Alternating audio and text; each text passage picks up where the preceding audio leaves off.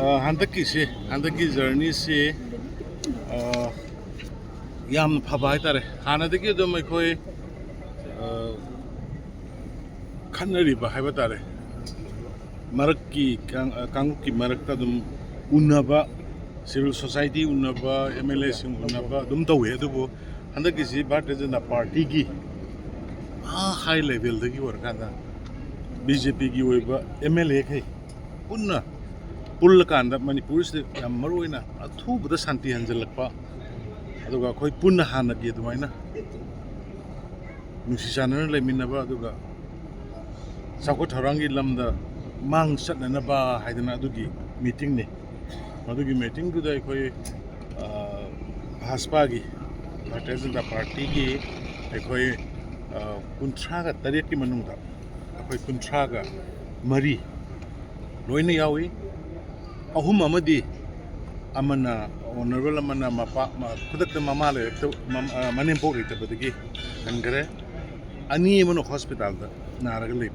अदुना meeting सु याम positive होय अखोय BJP की लेबिदिबा लीडर जनरल सेक्रेटरी अदुगे इंचार्ज मयाम पुल्ल कांदा अखोय पुन्ना अथुबा मतमदा मणिपुर शांति हंजल हलकपा अदुगा असेंबली दा अखोय पुन्ना यावदना फंक्शन तोबो तो होनबा हाइबसे मदुगी लाइन दुदा अखोय लाई बॉर्डर गिसु लकीली बॉर्डर गिसु ngasi जी बॉर्डर की सेक्रेटरी तो बॉर्डर मैनेजमेंट की सेक्रेटरी दु लाखरे मा गाइगसु नान ngasai आदा वारी साबदा सोनान की फेंसिंग के तौर मुखलमबदो मा अदुगी दमक्ता याम सीरियसली मसा लाखपनी मा सर्वे तौगनी सटकनी येंगनी अदु यारगे भारत सरकार की ऑर्डर नहीं याम थुना तौनु तौमी दना इंगोनसु इन्फॉर्मेशन पी कम्युनिटी खुदिमक्ता अफबा फतबा लोइन लेगनी बट अदुबो आइना आम नुंगाइजबदि ngasi कई आईगी ट्विटर सु तौजग्रबनी अदुगा कनो फेसबुक तसु ngasi अखोइगी गोरखा रेजिमेंट की कांगबु चलकाना मफमदुदा हाथेंगना